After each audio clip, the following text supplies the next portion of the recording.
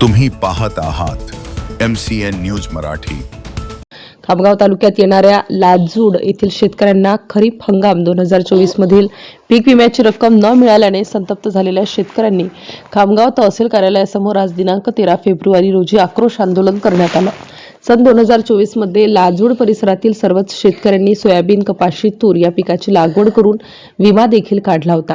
यापैकी 30 ते 50% शेतकऱ्यांच्या खात्यात विम्याची रक्कम जमा झाली असून अजूनही 50 ते 70% शेतकरी पीक विम्याच्या रकमेपासून वंचित असल्याची तक्रार यावेळी शेतकऱ्यांकडून करण्यात आली आहे।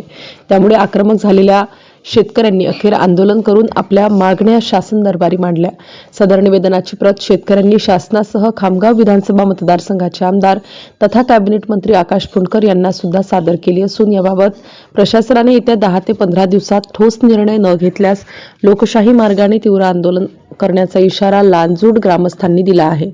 MCN न्यूज मराठीकरिता राहुल पाटील मुंढे, खामगाव। शेतकरी हा शेतातच राजा असतो, पण जेव्हा प्रशासनाच्या किंवा मार्केटच्या दारी जातो तेव्हा तो भिकारी होऊन जातो। त्याच म्हणीप्रमाणे आम्हाला खरीप 2024चा सोयाबीनचा विमा आजपर्यंत मिळालेला नाही आहे। आतापर्यंत आम्ही या कार्यालयामध्ये 4 वेळा तक्रार दाखल केली आणि आज 5व्यांदा लिखित स्वरूपात तक्रार दाखल करत आहोत। तरीही आम्हाला खरीप 2024चा सोयाबीन या पिकाचा विमा मिळालेला नाही।